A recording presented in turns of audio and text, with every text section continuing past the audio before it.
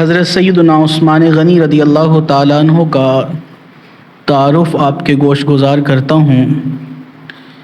حضرت سیدنا عثمان غنی رضی اللہ تعالیٰ عنہ نبی اکرم صلی اللہ علیہ وسلم آپ کی پھوپھی جان حضرت ام حکیم رضی اللہ تعالیٰ عنہ آپ کے نواسے ہیں۔ رشتے کا یہ تعلق ہے۔ سادہ سی بات کہی جائے تو نبی پاک صلی اللہ علیہ وبارک وسلم کے بھانجے لگتے ہیں۔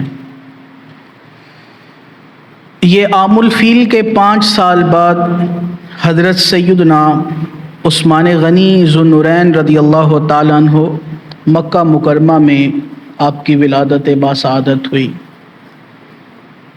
اول جب ابتدائے اسلام میں نبی پاک صلی اللہ علیہ وسلم نے اعلان نبوت فرمایا تو شروع میں آغاز میں ہی اسلام قبول کر لیا۔ روایات میں ہے کہ 5ویں نمبر پر حضرت سیدنا عثمان غنی ذو النورین رضی اللہ تعالیٰ عنہ نے اسلام کے دامن حیات سے وابستگی اختیار کر لی۔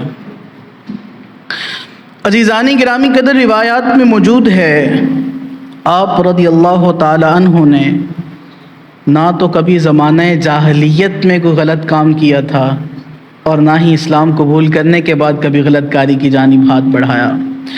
آپ رضی اللہ تعالیٰ عنہ فرماتے ہیں نہ تو میں نے کبھی زمانہ جاہلیت میں شراب نوشی کی اور نہ ہی اسلام قبول کرنے کے بعد کبھی شراب کے نزدیک گیا۔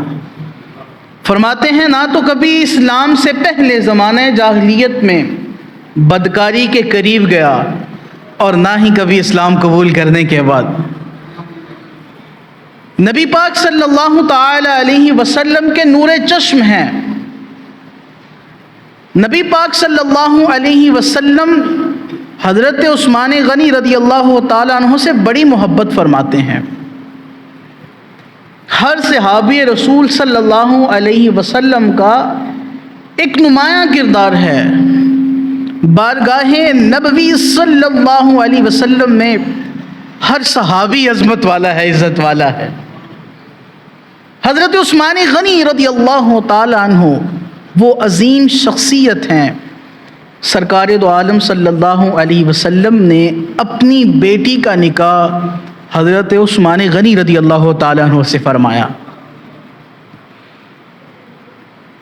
ایک بیٹی نبی پاک صلی اللہ علیہ وسلم نے حضرت عثمان رضی اللہ تعالیٰ عنہ کے نکاح میں دی، ان کا وصال ہو گیا۔